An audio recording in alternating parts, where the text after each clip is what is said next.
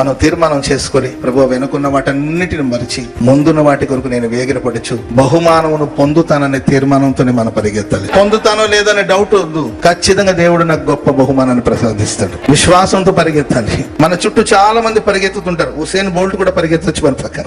ఇక ప్రతిసారి ఆయనే గెలుస్తాడులే, మనం ఏడ గెలుస్తామని తప్పుకుంటారండి. ఇప్పుడు ఆ రేస్ లో చాలా మంది పరిగెత్తుతుంటారు, దాంట్లో హుసేన్ బోల్ట్ ఉంటాడు. ప్రతిసారి ఆయనే గెలుస్తాడు.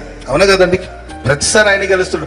ఆయన గెలుస్తాడు కదా, కెమెరా ఆయన మీదే తిప్పుతుంటారు కదా, ఇక నేనెందుకు పరిగెత్తడం అని చెప్పి పక్కన వాళ్ళు ఆగిపోతున్నాడు. ప్రయత్నిస్తున్నారు అంతవరకు. ఎటు ఆయనకి బహుమానం వస్తుంది, ఆయన కదా జయించేది, ఆయనకి కదా బహుమానం ఇచ్చేది, ఒలింపిక్లు ఆయనే కదా గెలిచేది, నేను ఎందుకని ఏంటంటే పక్కన ఉన్న వాళ్ళు ఆగట్లేదు. అంతము వరకు పోరాడి మేబీ ఓడిపోయినా కూడా వాళ్ళు పోరాడి పరిగెత్తి ఆ పరుగును కొనసాగిస్తున్నారు. ఇది లోకపు పోరాటం, లోకంలో జరిగే పోరాటాలు. ఆత్మీయ ప్రపంచంలో ప్రియులారా, పరిగెత్తే ప్రతివాడు ఓపిక పరిగెత్తితే ఖచ్చితంగా మనం ఆనందిస్తున్న దేవుడు మనందరికీ బహుమానం దయచేస్తాడు.